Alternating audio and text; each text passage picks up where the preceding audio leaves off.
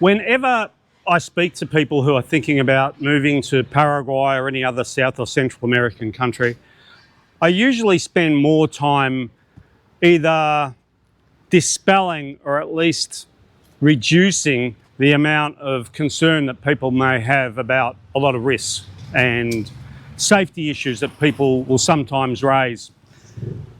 It's often the case that people have got it in their mind that there's going to be particular things about Paraguay or other countries that may present really significant risks that they need to be worried about. It may be something to do with mosquitoes or crime or whatever it is. And for the most part, I will generally downplay those sort of concerns because a lot of the time they're not as dire as what people will sometimes have conjured up in their minds.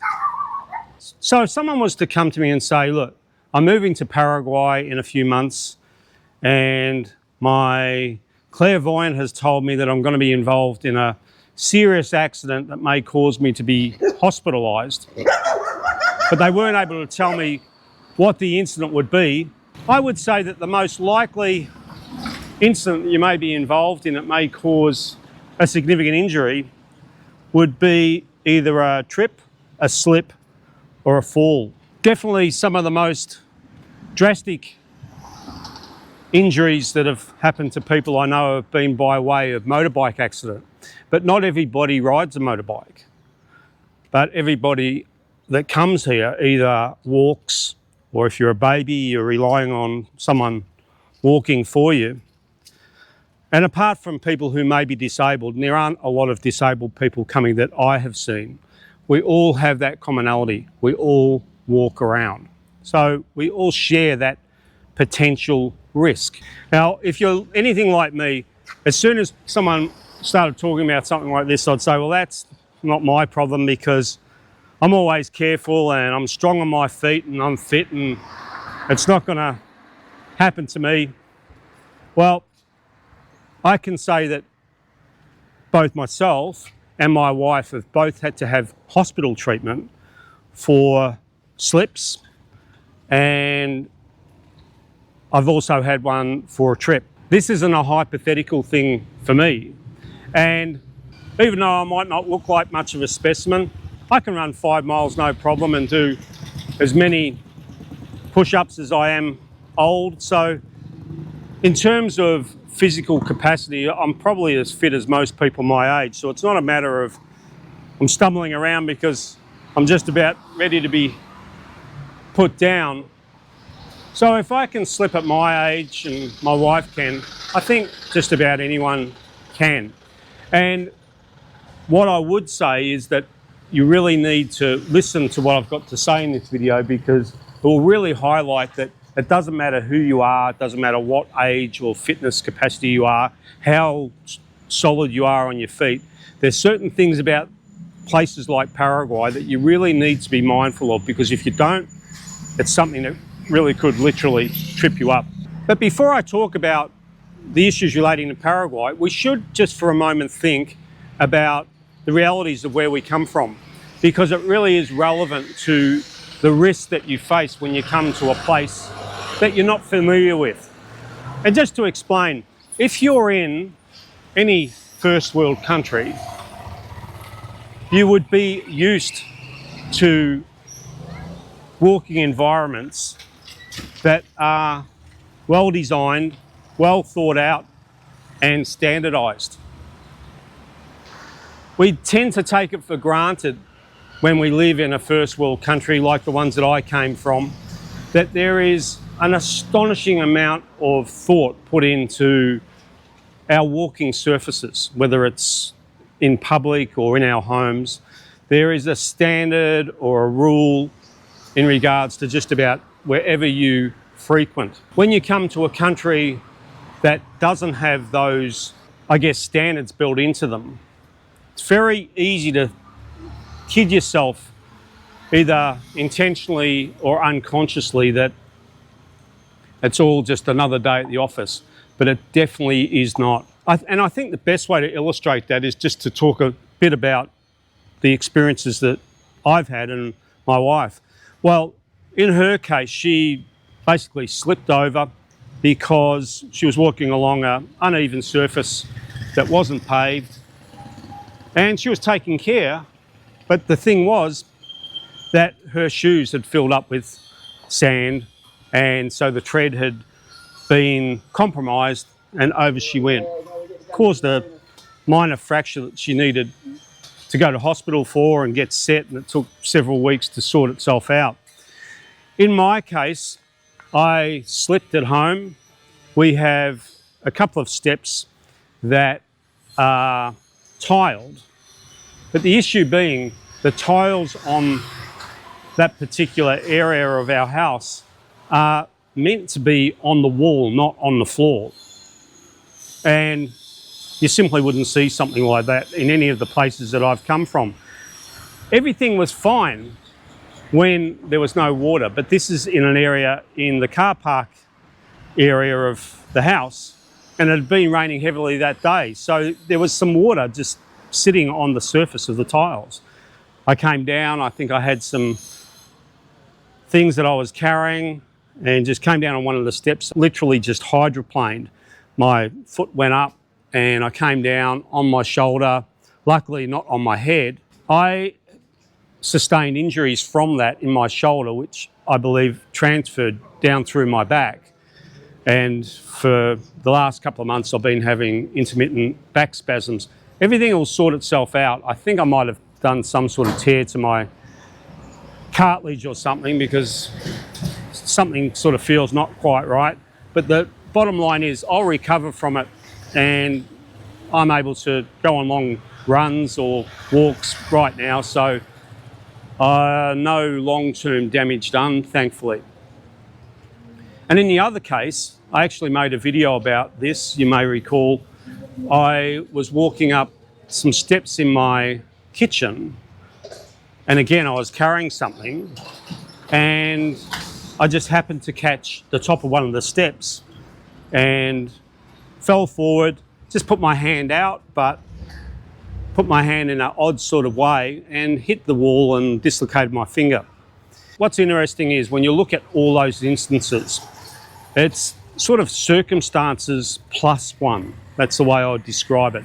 The circumstance was there was a hazard, in this case a slippery ground or step, or a step that wasn't of a standard height, but then there was something else. In these cases we were carrying something, or it had rained.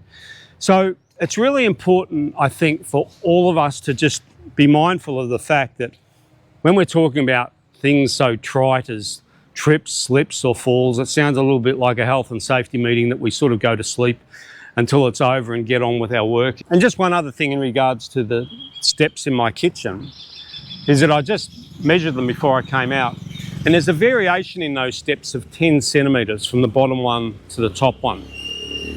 And we just need to really always be mindful of the fact that we have stepped many thousands of times, and we have just instinctively stepped and stepped and stepped, and we've been trained to step to a certain height because in most countries that's standardised. And that's what got me on that occasion. That bottom step is just a little, well, not actually a bit, it's substantially higher than the rest of the steps, and definitely much higher than the normal step that you would have in a standardised environment like the country that you may be sitting in now. It's not the most exciting topic, I know, but a really important one, because we tend to focus on all of those really scary things that capture our attention, that maybe are just beaten up and really not much to really worry about. But something as boring and ordinary as a slip or a trip or a fall, we can just relegate that to being just the things that happen to old people or clumsy people, but not to us. We'll always be careful. It will never happen to us. But if we're anything to go by, well, I'm not wishing it upon you. I'm not saying it's going to happen, but all I am saying is that it is a realistic enough risk to at least really spend some time thinking about. when you're out just doing your business, walking around town or wherever, just never switch off when you are walking along footpaths, because one of the things that contributes to this is that along any given street, often it's the responsibility of the house owner or the shop owner to maintain that area out front of their building. That results in an infinite variety of methods of paving or not paving or cementing or putting up channels or barriers or no barriers, steps, pavers, whatever it is, there is just an infinite variety of different ways that things are done here when it comes to what you're walking on. So you can be absolutely guaranteed that whatever you're walking on will be different probably in the next 10 metres or so. So always pay attention. But the other thing obviously that you need to be careful of is if you're with kids, and they might be just, you know, able to walk quite well. It could be, I don't know, 6, 7, 8 years old. If just for a moment they drifted off and weren't paying attention, well, it could be really not good. If you move into a property, either you're renting it or buying it, do an audit of the floor surfaces and the steps in the house. It sounds so droll and kind of ordinary, I guess. Really, we'll just take care, it'll be okay. It's all okay until something changes, like, for example, that floor getting a bit wet, someone spilling something on it. Whatever it is, you may have footwear that you're not used to wearing, or you came in and there's some sand on your sole. Whatever it is, there's just a circumstance plus one thing can make all the difference in the wrong direction. Really be careful about your footwear, because in Brenda's situation, she had kind of okay footwear, but they were more like runners, I believe. And runners are okay when it's dry, but they're no good when it's been raining and you're walking on sort of muddy, greasy, unpaved surfaces, because very quickly they just fill up with sandy mud and then you've got no traction whatsoever. Be particularly mindful of when you see any surface that has been tiled. There's some areas right in the heart of our town here where there are quite upper class restaurants and cafes, and there's a lot of pedestrian traffic there. And a number of the restaurants have taken it upon themselves to make everything really beautiful, and what they've done is tiled some of their surfaces, and they're absolutely lethal when it's wet.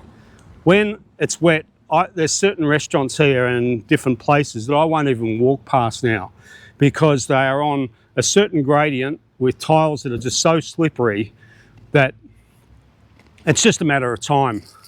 Someone's going to go over, and I'm sure people have before. We've had 3 episodes in our family, and any one of them could have turned out far worse than what they did. Once you get to this age, you don't want to be having a really significant injury, because it's often the catalyst for things going downhill quickly for you. So you don't want that anywhere, but particularly when you've made the step of moving to a foreign country and everything's different. Even in the best case scenario, you don't want to be having to deal with broken hips and such things unless you have to. But I particularly wouldn't want to be dealing with that here. If you had to, there would be the capacity to deal with it. There are hospitals here, depending on what your financial means are. There are some good, competent medical services here and things, but who needs it, you know? Maybe we just elevate our attention to this particular risk, and we won't eliminate it, but at least we can minimise it. And that's the best I think we can hope for. Not the most exciting thing, but hey, we're not always about excitement on this channel. We're about sharing our experiences and the things that we believe are important to know. And definitely staying safe and relatively injury-free has to be near the top of that list, I would think.